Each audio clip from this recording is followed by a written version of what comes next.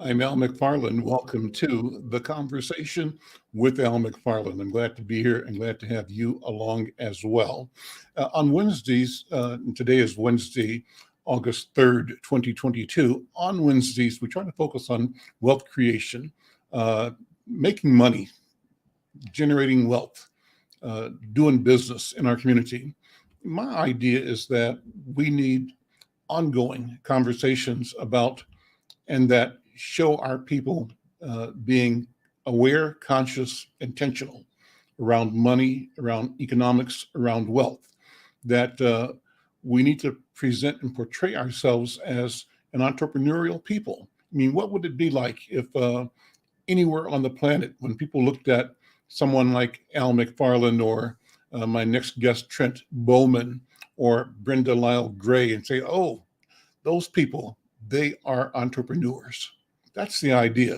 And I think we can speak that into existence by talking, having principled, deep conversations about economics, about wealth, about how to create generational wealth in our community. Well, today we're going to have that conversation. I'm going to have it with a friend of mine who is a stellar example of the commitment to the patient and methodic acquisition of wealth. He's a banker and a counselor. He encourages people to take finance and wealth building seriously, and that encouragement is guided by his confidence, his belief that wealth creation is both possible, doable, and in fact necessary for all of us in our community. Trent Bowman, bring Trent in. First of all, let me also bring in my colleague Brenda Lyle-Gray, who joins me every day from her home in New Mexico. Brenda, how are you doing? I'm fine. Good weather here for a change. No humidity. Well, same here. Bring Trent Bowman in as well. Let me introduce Trent. Uh, this is a cool conversation for a couple of reasons. Trent, meet Brenda. Brenda and I were in kindergarten together in Kansas City. Oh wow. We're telling our age, We Trent. are, we are, we are, we are.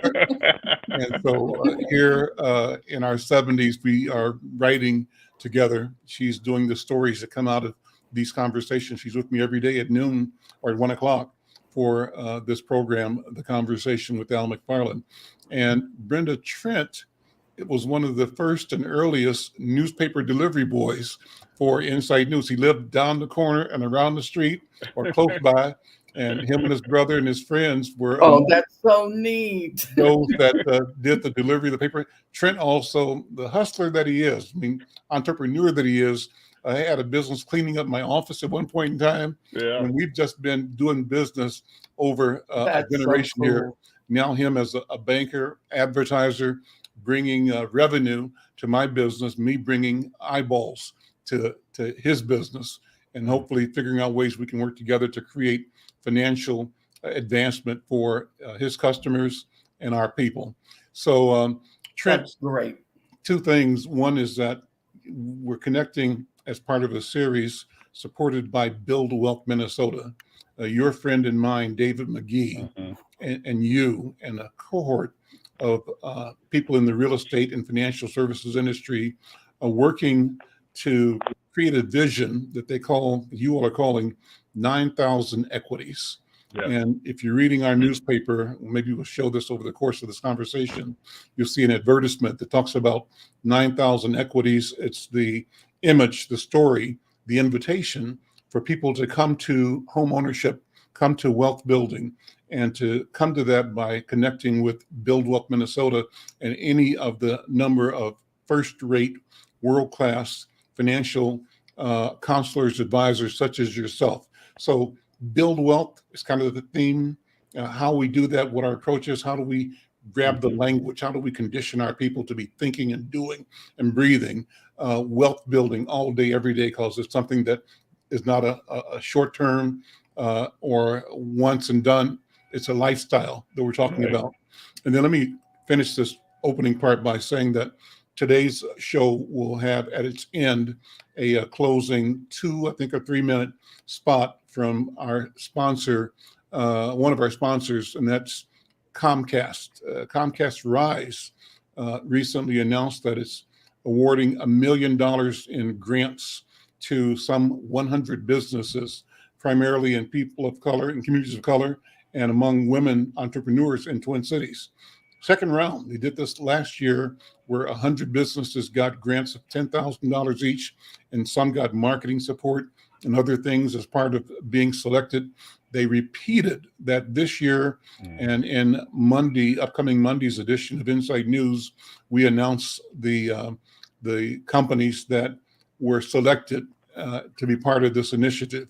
And in fact, starting today, every Wednesday, we'll close each show with a 1 to 2, maybe sometimes a 3-minute profile on one of the businesses that benefited from and was a part of the $1 million Comcast Rise initiative. Today's program, somebody you and I both know, our buddy over at Sammy's Eatery on West Broadway. So check that out at the end of the program. With that was a lot. With that, Trent, welcome. And let's say what's on your mind, first of all, about the notion of wealth creation for our people. We'll come back and ask you to talk about your company, where you are now, and your particular role and mission. All right. Thank you again, Al, for having me. And nice meeting you, Miss Brenda. Thank you. You too. In working with David McGee and Build Wealth and the 9,000 Equities Program, I think it's just a phenomenal opportunity, and it's a great ideal to put African Americans into homes. The key question is, how do we get folks into the homes? And in order for us to meet this goal of 9,000 equities and putting African Americans in the homes over a 5-year period, it's going to take some time. It's a journey. A lot of people who know me know I go off the notion of it's never a fast no, it's always a slow. It's never a fast no, it's always a slow yes.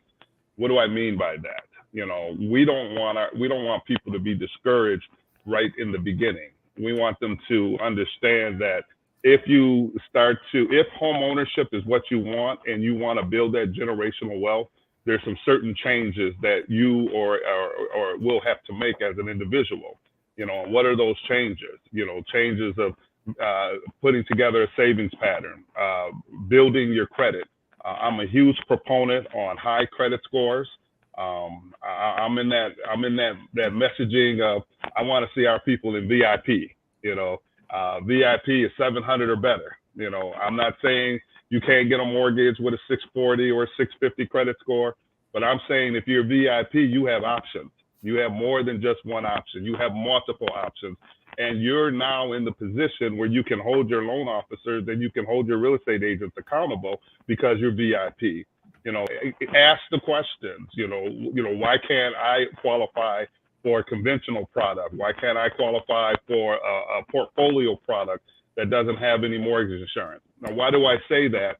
Is because when you qualify and you purchase the dream home you can afford, you're starting to build equity. You're able to maintain that lifestyle, that we all want. We all want to have a good lifestyle. We all want to be able to do the necessary things we enjoy doing.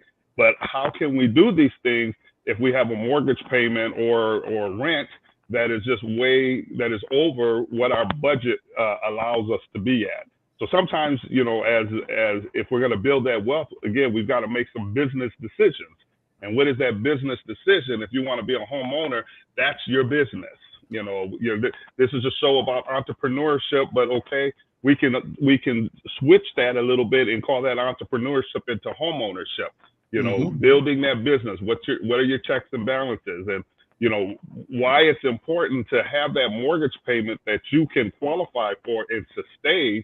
I like to call it affordability to sustainability, because if you can afford the home, you can sustain the home. And if you're sustaining the home, you're building equity, you're building savings, you're building a pathway of reserves for the future.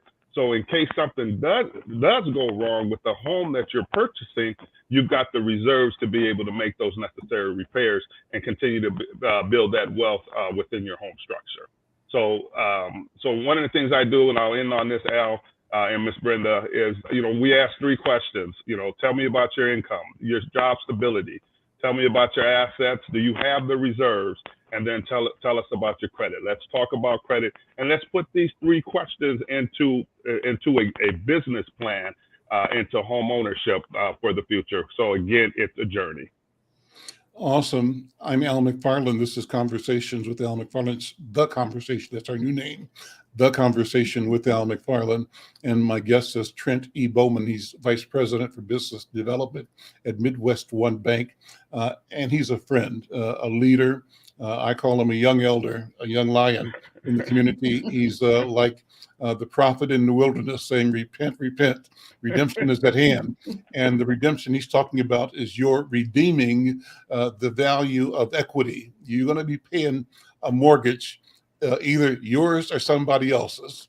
And Trent is here with an evangelizing spirit message saying you ought to be paying, if you choose, your mortgage in a way that gives you equity and builds wealth for you, your family, that can be equity that grows over generations, generational wealth. I want to say hello to Timothy Buchanan Garba, who joins us regularly. I see him all the time from Liberia, I think. And, Vosh, you could put our contact, our link address in the chat or in the comments. And if Timothy, if you want to join the conversation or give us feedback or meet people, we'd love to have you on the program in this conversation. But thank you for the hello that you send from time to time. And we'd love to connect with our brothers anywhere on the issues that we talk about. So Trent, you talked about credit scores, and you and I have had this conversation. I'm just under 800 points, under 800. When I talked to you maybe 3 or 4 years ago, I was probably 500, 480, 490. Coming through the challenge. You weren't that low, but well, I wasn't great. But you said, right. Wait. You said, get it together. And I took the information to heart, and I can tell you that right now, again, I'm points, less than 10 points away from 800s. And I set a goal of having a credit score of about 820 or so, 830. I'm not sure what the number is. And having that goal, what does it do for you? Achieving that, you mentioned being in the VIP. What does that mean? Explain that to me. And then what does it mean when you go to the top of the VIP? And I'm thinking that being in the 800s puts me in that arena. Talk about that for me. Exactly. When you're in the 800 world, that's platinum. Okay. And then when you're in the VIP, again, VIP is you control the narrative. You have the power now. You can go, to your lenders, and basically talk to them about, I'm VIP. I got 750. I got 760 credit scores. What products can you offer me versus the other way around when you've got a lot of lenders who will just pre-qualify you for a product, and basically you're going to get pigeonholed into a product because you don't have the knowledge of knowing how much power that high credit score brings you. See, we're so used to just being handed down a product and then accepting that product, and normally that product would be FHA. Now, let me be very clear. FHA is not a bad product, but isn't the only product, and it's not the only product for first-time home buyers. What is FHA? That is a government first-time home buyer program at 3.5% down. But you also have upfront mortgage insurance premium, and then you've got a monthly mortgage insurance premium that's going to last you throughout the life of the loan. And in order for you to get out of that PMI, you're going to have to refinance, which is going to do what? That's going to cost you more money. So this is why having the higher credit scores, you get to go and talk to the loan officers about the different programs. And how are you going to know about these different programs? Please consult with somebody like myself or work with a nonprofit organization like Build Wealth. Build Wealth has the different products and programs and the different down payment assistance programs that are available to you, but you won't know that because you don't have the resources to be able to go and ask, because you don't realize how valuable you are when you've got those strong credit scores. And as I said, if you're in the 800s, 7, I mean, again, it's platinum, it's VIP, it's platinum. Credit has such an impact on everything we do now. The whole saying used to be cash is king, but credit, if cash is king, then credit is the almighty.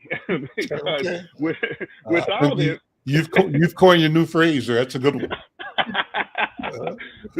because again, what type of job?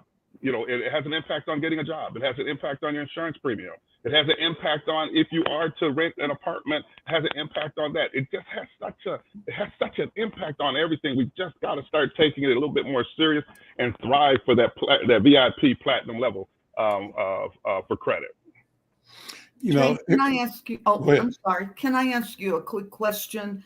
I don't live in Minneapolis, but I'm wondering if there is a nationwide program for first-time home owners, women, and especially for BIPOC women. I've been renting most of my life as a single mother, and I'm getting ready to come out of that. But it's and at first I was working with U.S. Bank, because U.S. Bank and Wells Fargo had this program, but they said it didn't cover New Mexico. So I'm wondering if there is some type of overall program for women who are the least, percentage of home owners. And my credit score went up when I was able to buy a car. And so that really helped. And I, of course, writing about it for the past 2 years, I keep saying, and I hear the boss saying, you're paying for someone else's mortgage. And I said, I might be 75, but my children can inherit some of it. Sure. So is there a nationwide program for women BIPOC or? It's a great question, Ms. Brenda, and unfortunately I don't have an answer. Okay. But what I would say is I would check with your local urban league, in New Mexico, or I would check to see your nonprofit organizations that are focusing on first-time home buyers for women of color. I'm sure there's a nonprofit organization in New Mexico that probably would offer, consultations or advice, on the movement for you to become a homeowner in New Mexico. I'm not for sure, Trent. There's only 3% Black in New Mexico. So but you have a huge, but there's a huge ratio of Hispanic and Latino. It is, so that is BIPOC. Yeah. So that is BIPOC. So yeah.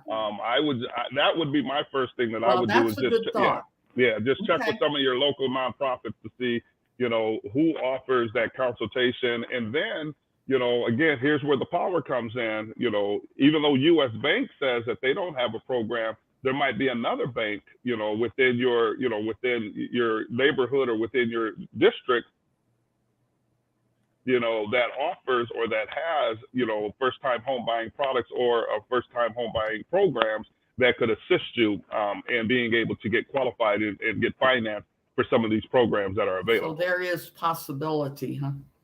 Absolutely. But takes research and a little bit of work. Okay. I hear you. Well, thank you. Minneapolis has the Twin Cities. They have so much going for them. So many things going. I don't know if that's the aftermath of George Floyd, the conscious of, it's time for us to share or what, but it's been a joy writing about these people and their passion and what they want for their communities. So kudos to you, Trent. Thank you. And it was, to be honest with you, it was before George Floyd was murdered, but when George Floyd was murdered, it accelerated.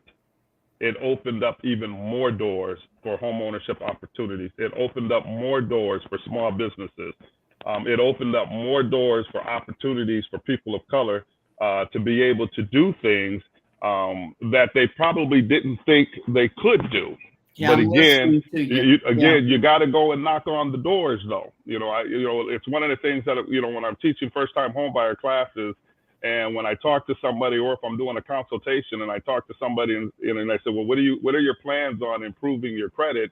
And they'll give me some excuse, and nobody's gonna knock on your door. Hello, who's there?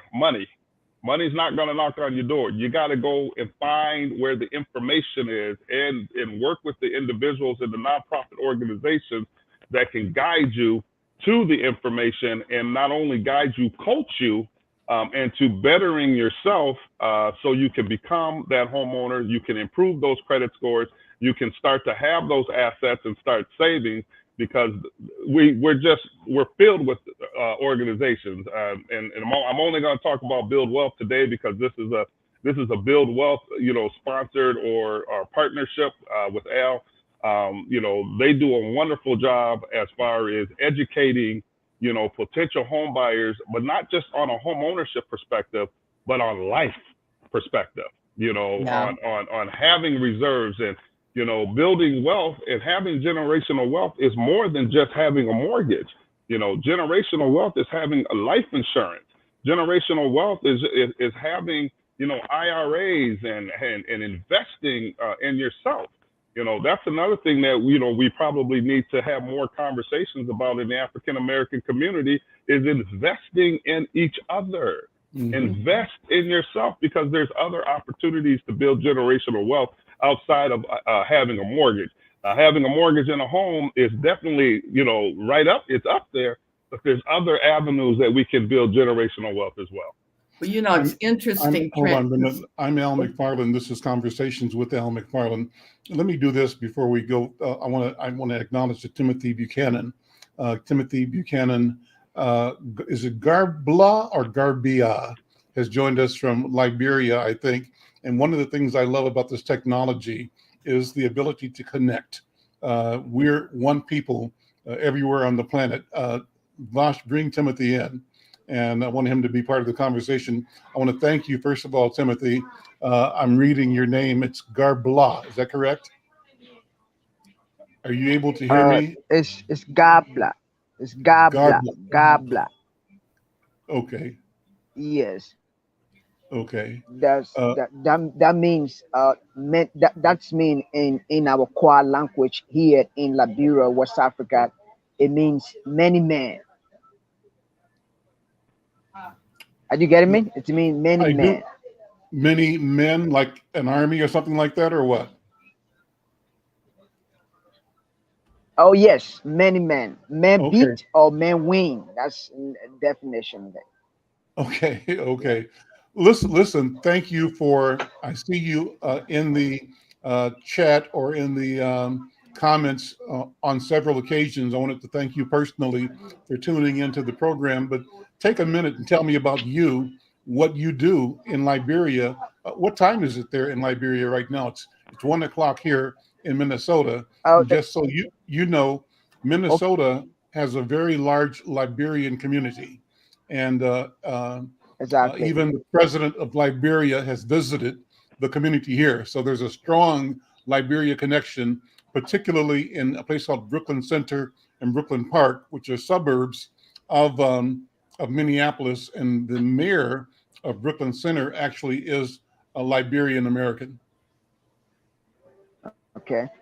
Tell me about you. Thank you very much. Yes, the time here now is 6:25 p.m. It's in the evening time, and I am Timothy Buchanan Gablat. I am a typical Liberian. My mom, she is a Liberian, and my dad as well. I am 32 years old, and I am studying public administration, emphasis in political science. And I'm also a teacher. I teach as well.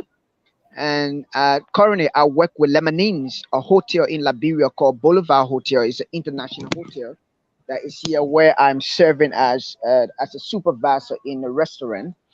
And I also get involved into many business, so a proprietor business.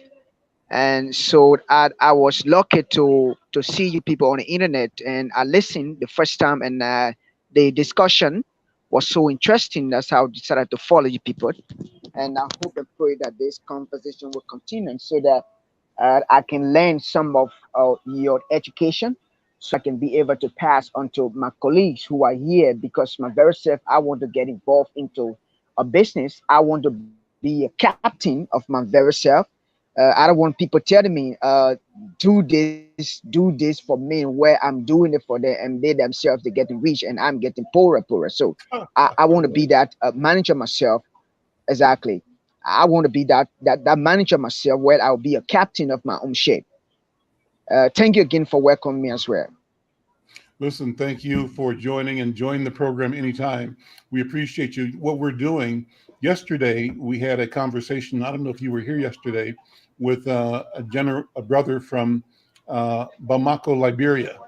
And what didn't happen is that we had planned to have my colleague, who is from uh, Barlovento, Venezuela, who's writing a series of articles in my newspaper, Inside News. He was supposed to be on, but somehow our connection didn't happen. But he had arranged for a connection with a brother, Diakite, who is an organizer, a young organizer like you, and he's in Bamako, Mali. So the conversation yesterday was in Spanish, and I made my best effort to both translate the Spanish to English, and some parts he spoke in English and in Spanish, but it was a good program. And the idea is that we have to be intentional about connecting with each other everywhere on the planet. So I'm pleased to hear that your intention is to be the captain of your own ship, to be an entrepreneur, to be a builder who not only does well for himself, but also creates opportunity for those in his family and in the community. Not a job taker, but a job giver. You're creating jobs in your path in the future. So blessings to you, Brother Timothy. Keep up the good work. Keep checking us out. And listen to this brother, Trent Bowman, because Trent is an example of how to make it happen. Brenda, I interrupted you. Jump in. That's okay. And welcome, Timothy. Your English is really good too. Thank you so much. Thank you. Thank you. No, Trent, I just wanted to tell you, I finished up an article, and it was on an education program called Project Success. And Al had sort of an interesting take, because he was talking about 40 years ago how he sat in his neighborhood, and there were investors, people that came forward when he came up with the idea of having a community newspaper. And he couldn't do it by himself, but neighbors and friends pulled in. And now it's what, 43, 44 years old. I mean, and I'm wondering, well, COVID stopped it, that's for sure. But I'm wondering, in our community, do we look that close at helping one another, and especially people who have the means to invest and have the knowledge of how that investment can reap benefits, not only for themselves as individuals, but for their children, for generations to come, and also for the community. Investment is a big thing, and we haven't really been in a position to do that much. But I thought that was just so interesting that in 1973 or 74, that he was able to get people who believed that, first of all, the community needed that communication and that they wanted to be a part of it. And I think that's what it's going to take right now, is us investing in each other. Well, I will agree with you. And sometimes you got to rewind the clock and repeat what worked in the past and do it in the present. I think COVID did put a damper, on a lot of things, for 2 years, and it's still having, some kind of an impact even in today's society because it's still lingering out there. And now we have monkeypox. Now you got there's always going to be something, first and foremost, we as individuals and as African Americans, we have to take care of ourselves. So, I'm not a doctor or anything, but you got to get your regular checkups. You got to get your physicals. You got to check your blood pressures, all that aside. But investing in the community is very important. If we're going to promote entrepreneurship in the community, we also have to promote home ownership in the community. One of the things that I always talk about, especially, I grew up in North Minneapolis. I grew up on the north side. I went to Hall Elementary School. I went to Franklin Junior High, and I went to North High, Minneapolis North High. I'm a proud graduate of North High, so class of 1984. So all you pollers out there, you know what's up. And I just wrote about Mari too, because she was just dynamite. I love her. I'm a former educator, retired educator of almost 40 years.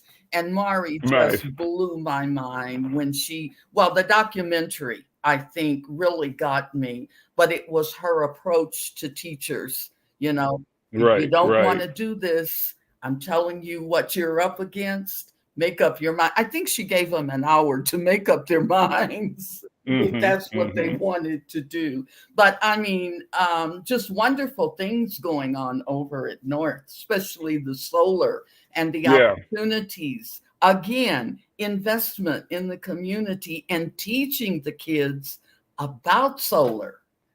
Yeah, and the thing and the point I was going to make when it comes to investing in homes in Minneapolis, and this is dear to my heart, because I do a lot of consultations, with African Americans for first-time home buyers, to be homeowners, and a lot of times, people don't want to live in North Minneapolis, and it hurts my heart, when I hear that, because North Minneapolis gets a bad rap. They get a bad stigma, because everyone wants to always talk about crime or this or that. There's shootings. Well, I currently live in Brooklyn Park, and there's not a day that I go to bed and I don't hear sirens. There's crime in Apple Valley. There's crime in Eagan. There's crime. We can't predict where the crime is going to happen. But the point I'm making here is I can talk to an individual who has lived in North Minneapolis and has rented in North Minneapolis for many years. I'm going to say that again, rented in North Minneapolis. They've never had an issue on the block that they lived in. The cops have never banged on their door. They get along with their neighbors. But now you have an opportunity to be a homeowner. You have an opportunity to be a homeowner in this same community, but yet and still will pass on that. And that always makes me, think, if I have an opportunity to be a homeowner, and that's where I can afford to live, because remember what I said earlier, affordability to sustainability, we can have our own communities. We can build our own communities.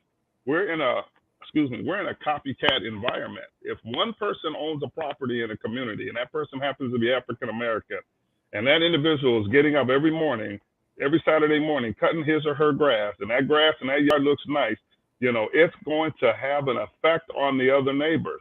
And then it starts to grow. Positivity, now you've got one homeowner, you've got two homeowners, you've got three homeowners.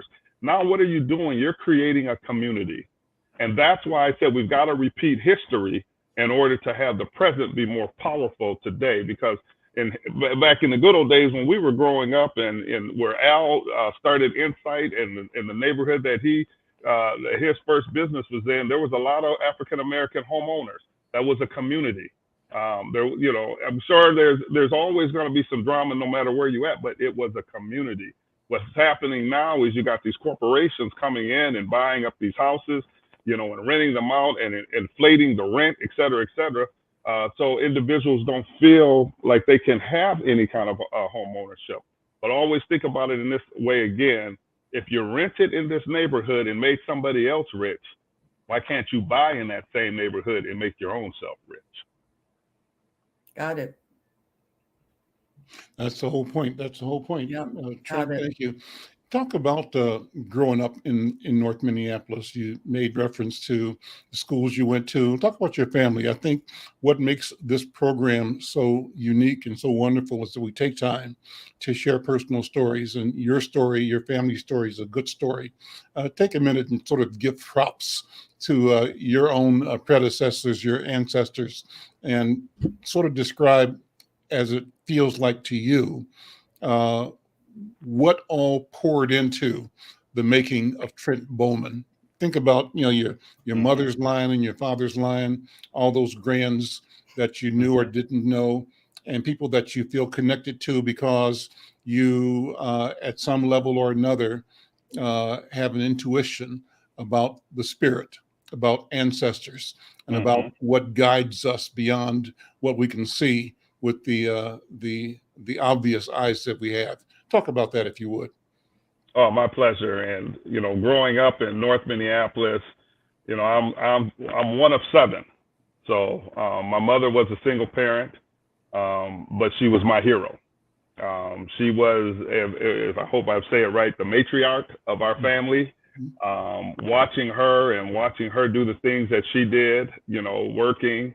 We didn't know. There's sometimes we would think the lights were going to get cut off, but the lights never got cut off. We were thinking we were going to get evicted, but we never got evicted. So just watching her and watching how hard she worked and the way she raised us, each sibling, we all knew right from wrong. We knew when the sun set, have your butt in the house. That sounds familiar, Al. We grew up in the same neighborhood. And I think with not only my mother, but I even think other mothers in the neighborhood us about that too. had the beginning of cell phones, but the cell phones were their voice. Yep. So you could be playing down the street, playing ball in the park, and it was like a sixth sense just went off. It was like, oh shoot, the sun is going down. To go home. It's time to go home. So, but the one story that I want to give about my mother and why I felt it was a need, it was a must, to be successful, to make her proud, because my sister, she also went to Franklin Junior High, and we went to an open house, and my sister Tracy, she got all A's. She got all A's, and there was a look in my mother's eyes. There was a gleam in her eyes, and I'm like a little sixth grader, and I'm looking up at her, and I'm seeing how proud she was of Tracy. Now, don't get me wrong, my mom was proud of all of her kids, but there was a certain look she had with Tracy, and I wanted that look. And that's what I prided myself on. I wanted that gleam. I wanted that sense of approval. And I wanted her to know that you driving home, getting up in the morning, going to work, and coming through that alleyway, going 50 miles an hour. And we all knew when she hit that corner, it was haul butt. Get in the house, do your chores, try to do your chores as quick as you can, but preparing us and making sure that we had food on the table. We had a jacket on our back. We had a roof over our head. I wanted her to know that didn't go for naught, that we appreciated, her hard work, her effort, and the things that she was able to, to do for us. She couldn't do a lot for us on materialistically, but the love that she gave, and it was a strict love, it was a strict love, but that love was unconditional, and it was unconditional with all of us. So I had the opportunity to have that love and get that, get that gleam, get that gleam from her before she passed. But she was also just a true supporter, and not only my mother, but I also had other people who influenced me in my life, even as I was growing up. Al being one, the great Mr. Jim Fuller, Mel Johnson, our old coach Ray Crump. I had mentors, who kind of fulfilled the place of my father, with all due respect. I didn't get to have that one-on-one relationship, with my father, but I had mentors who replaced that one-on-one mentorship. And let me not forget Mr. Arvo Thompson, who was also a great mentor to me, and treated me like I was one of his sons. And he had kids. You know, everyone that I mentioned, they all had kids, but they all took the time, to make sure that, hey, little Trent, you have an opportunity. Don't waste the opportunity. So I always remember that, and I think that molded me to who I am today. And but the matriarch was my mom, and that was my hero, though, and that was the one that always made me believe, that I could do things. And I'll leave it on this, because when I was younger, I used to get a job and I quit a job, get a job, quit a job. And my mom was like, boy, why do you keep quitting these jobs? I said, cause Mom, it's going to help my resume. Like, no, it's not, fool. That's just how my mom was. No, it's not, fool. That's going to hurt your resume. You need to work for an organization, get promoted, build, learn the organization, and then start to grow your network, or grow who you are within that organization. And that was, in my opinion, was probably the best advice. And I didn't get this in college. I didn't get this in high school. I got this from my mom, a woman who got her college degree later on in life. So that catapulted me to where I'm at today. Because then I worked at Dayton Hudson Corporation for about 9 years. Then I went to Prudential Home Mortgage, which became Norwest Mortgage, which became Wells Fargo, and then other companies that catapulted me to where I'm at today. So that's kind of, played a little basketball too, played a little basketball, but now I'm an older guy now, so now I like to hit the golf course. So, well, beautiful portrait of your mother. A beautiful portrait of your mother. Thank you. Thank you. Say your mom's name so people know. Gloria Bowman. That was her name, and she got her wings many years ago, but she's always looking down. So, and all the other mentors that I mentioned as well, they also have their wings, because they were great, great, great men. Let me ask you, what do you know of your mom's parents, your lineage? Do you know much about? It's a great question, because my nephew just went on Ancestry, but I knew who my grandmother was, Catherine Mitchell, and my grandfather was Joseph E. Mitchell. And my grandmother unfortunately died when I was 2 years old. She died in 1968. My grandfather died in 1969. Our family is one of the original families that came to Minnesota from Fergus Falls, Minnesota. So you're from Fergus Falls, huh? Yeah. So I know the Andersons. Sylvia Anderson, Uncle Fred. So Uncle Fred was my grandmother's youngest brother. So my great-great-grandmother is Maddie Anderson, and she lived in Fergus Falls, Minnesota. So, I had, uncles, and my Uncle Joe. Uncle Joe, he passed, 3 years before my mom passed. So he was also, I forgot to mention him, he was also a great mentor for me as well. So, Brenda, in case you don't know, Fergus Falls is like a rural community. It must be like 100 miles. I was about to ask, where is 100 miles or so. I don't know where it is. I've been there, but I don't remember where it is. Small town, Minnesota, but it's had a Black community there, usually of 2 or 3 families, for almost 100 years or more. No it's one of the first Blacks who came to Twin Cities and had an inhospitable reception here, found their way. I'm not sure the whole story. I've read it, but I can't remember it, to Fergus Falls, and there are families that lived there from way back when. I don't know if George Bonga was in Fergus Falls or not.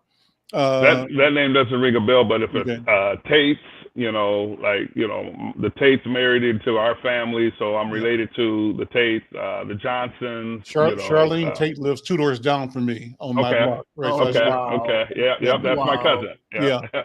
And are Andersons in your family as well? Maddie Anderson. That's the matriarch. That's the beginning. So Uncle Fred, there's Uncle Orville, there's my grandmother, there's Uncle Sidney, Uncle Fred, and I know I'm missing a couple. So Bernadette Anderson, who lives, if I'm looking out my front window, sitting where I'm sitting now, I'm looking out my front window, 2 blocks. I'm on Thomas, streets alphabetical. Sheridan Russell. I'd be looking into her living room. She was the mom of Andre Simone. Andre Simone was Prince's co-collaborator in the emergence of Grand Central Station and Flight Time. and all of that whole Minneapolis music sound. So your cousins in that family as well.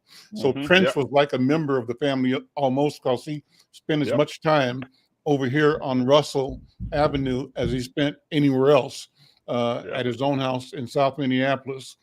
And I tell you that you knew Jimmy Williams, right? Jimmy Williams was with Flight Time. He lived next door to me here, because the Flight Time bus would sometimes be parked either in front of his house or over at the Islands house over on Upton. So Flight Time is the band that became the Time. Wow. Right. So all this is rich North Minneapolis history. And I was a Prince fan. Well, everybody is a Prince fan, Everything. I don't know how many times I saw Purple Rain. Did you know Prince, Troy? Trent, I call you Troy. Trent's brother is Troy. Yeah, Troy's my older brother. Right. I didn't know. I mean, I remember him. We were younger, being at Aunt Bernie's and, those guys playing and practicing and stuff. But I couldn't say I knew him. Like he would walk by me, and if he was still alive, and say, "Hey, what's up, Trent?" But like my cousin Andre, though, that's different. Yeah. I see Dre. That's one thing I loved about Andre. I don't care how big he got, how many albums he had. He sees his cousin, and it was always love, and I've always respected that about him, Well, what a wonderful story. This is great, and I'm sorry that we lost our friend from Liberia, because I wanted you to talk about the Liberian presence in Brooklyn Center and Brooklyn Park. I don't know if you have many interactions with that community, but I think it's a good thing that community it is entrepreneurial in many ways, business focused, launching businesses. Somehow the quote unquote traditional or legacy Black families in the past generation have not been as entrepreneurial, at least here in Minnesota, as we may have been in years past. And so I think that part of the challenge and the need is conversations like this to tell our people, you can be in business, that you are a business. You have to establish yourself as a brand and keep a balance sheet, keep a P&L, keep an attitude about money, and use money not to determine your worth, but to measure, and to be aware of net worth in financial terms, right? And to put that as a measure against your achievements, your goals, and a way to knock off things that you say, I got it done, I got that done, I got that done, and keep building towards the you that you want to be. And if all of us do that, we end up collectively creating this community, this network of community that is self-aware, that is self-reliant, and that grows because we all are doing business with each other, as Brenda was saying. When we start exchanging money between ourselves, in the way of getting quality service, but also paying a fair price, valuing each other's contribution, our skill, our craft, and our genius, then we grow as a community, as opposed to having all of our wealth extracted immediately in the consumer arena. What do you think, Trent? I mean, it's right on, and I like to add support the businesses. If there is if there's a soul food restaurant in the community, support the soul food restaurant. You go out to cater yourself. You go out to be treated. We cannot always be critics, if you will. I've seen so many minority businesses or African American businesses that have folded before they even really can get started, is because we as people, we just need to be more supportive. Again, it's all about, if we're going to grow the community, we got to grow the community at all levels. We got to grow the community in small businesses. We got to grow the community in home ownership. We got to grow the community in partnerships. We got to grow the community and being more influential to each other. And the other thing I always like to add to individuals when I'm doing a consultation with them, I always say, hey, do an audit on yourself. Look at what we spend. I mean, this is public information. You can Google it. Look at the African American spending in America. I mean, I think the last time I looked at it about a couple of months ago, we are at 843 billion in consumer spending for just African American. Mm-hmm. So imagine, if we brought that spending down, and moved our savings up and lessened our credit, using credit cards, but still, we can still support our businesses within our communities. Imagine how much further we can be, because that consumer spending isn't going into our community, believe it or not. That consumer spending, that 843 billion, or whatever the number is today, it isn't all going to our community. So in order to have a community, grow the community, we got to support the community. And I think starting financial literacy in middle school, even if it's just little bits. Alan, I was talking about that one day, and we had civics textbooks. We knew about the government. We knew about we probably would be baffled as far as what's going on today. But when we were growing up, we had that background, and we watched our parents. I thought it was really cool going to Douglas State Bank, the first Black bank, and I would dress up and I'd have my little book and, making deposits. And I think our kids need that, because if they have that background, then they can start thinking like this long before most Blacks have. It's this thought, well, maybe I don't deserve to have a house, or maybe I'm not making enough money. But if they have that background, the educational background of what makes our country work when it comes to the dollar sign. So where was Douglas State Bank? It was on 5th Street, right off of 5th and Washington. Downtown Kansas City? In Kansas City, Kansas. Kansas, okay. Yeah. I remember, Trent, when Brenda and I were both students at D.A. Holmes Public School in the 6th grade, 5th grade, I think 6th, my parents owned a grocery store on 28th in Brooklyn. And my dad kept his job. He worked nights at Armour's Packing House, meat packer. And my mother ran the store during the day. We bought the store from a Jewish fellow that she had worked for, Mr. Druin. It was called Druin's Market. And I think we might have changed it to our name when we bought it, but I'm not sure. But I worked in the store. My sister worked in the store. We all grew up in it and worked in the store.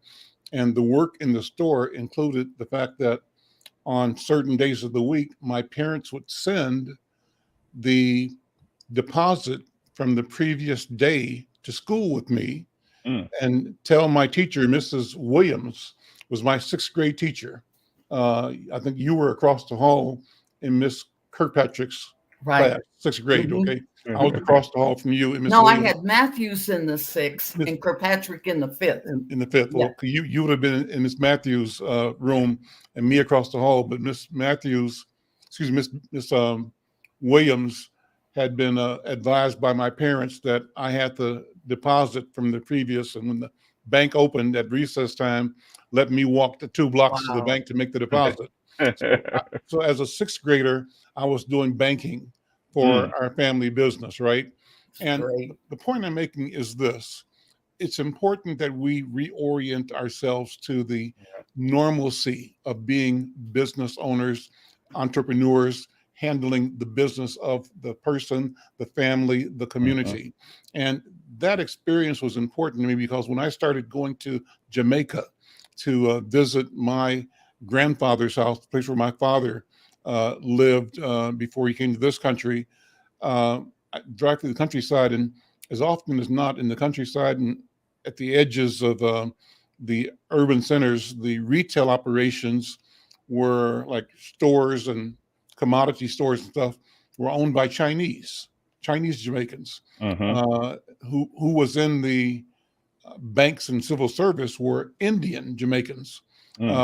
Black Jamaicans, like my father, were farmers or laborers, right, out in the country, and not in the revenue gaining economy. We were locked out in our own country.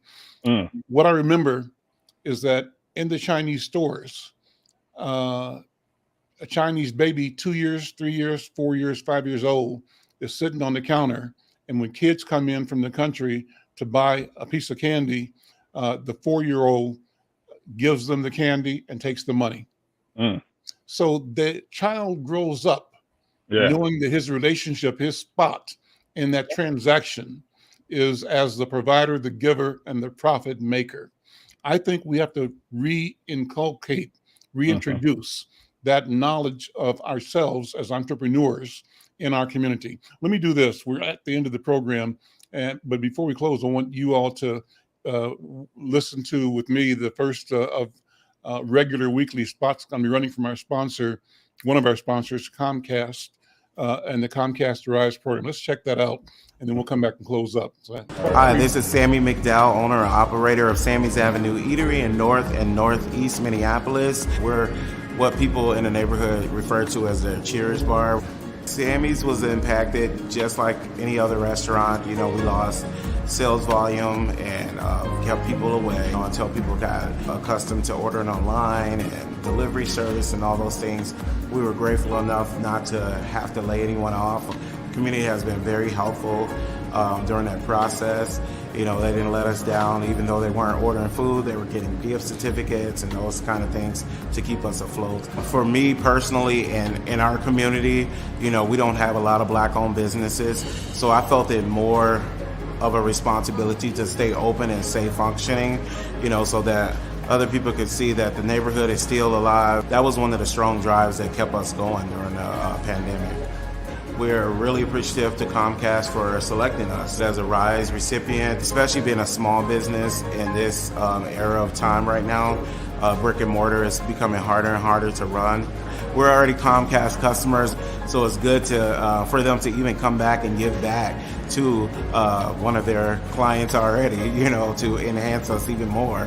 Comcast hooked us up with experts to go over marketing, financials, and just advice from bigger companies who could advise us on how to get to the next level and those type of things. It is so important to support small businesses, especially those businesses of color. We, as small business owners, we do way more than just run a business. We're part of the community.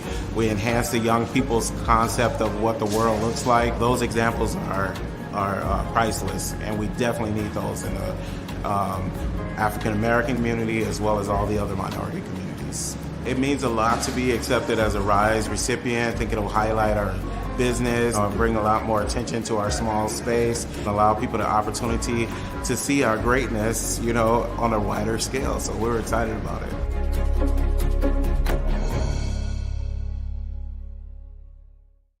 Story. That's a nice story, isn't it? That's Sammy Trent? Oh yeah. Good man. And that sandwich looked good. and he definitely has some good food. Yeah, make sure we have your email address. I think Vash had asked for it too. Oh, my email address?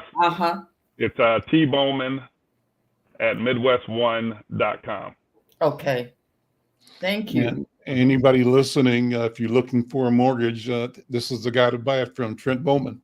So you know how to reach him. You can put it in the chat too, in the chat, and we can share that as part of the story that we write. Trent, I want to thank you, man, for hanging out with me today. It was great. For all that you do, for the story that you've told, the passion that you bring to community, for explaining and walking us through the wealth of family and the meaning of family, for the inspiration that you shared in talking about your mom. That was just great, man. And that's what we got to do. Yeah. We got to talk about this. This is the story. This is who we are. And we have to spend more time in this conversation. Thank you so much. So great. I see Don Allen is saying, let's talk about Black male teachers real soon and blow the lid on what's really happening. Well, Don, thank you for listening and thank you for the comment. Appreciate it. And yeah, let's do that. Listen, we're out of time. Great show, Trent Bowman. Also, remember, Build Wealth Minnesota. Go online, check them out. If you're in the market for a house, for becoming a homeowner, you want to improve your credit score, learn about wealth, generational wealth, now is the time. This is the place, Build Wealth Minnesota. reach out directly to Trent Bowman. There's some answers for you that are available right now. I'm Al McFarlane, Brenda Lyle. Thank you all. Take care. Thank you.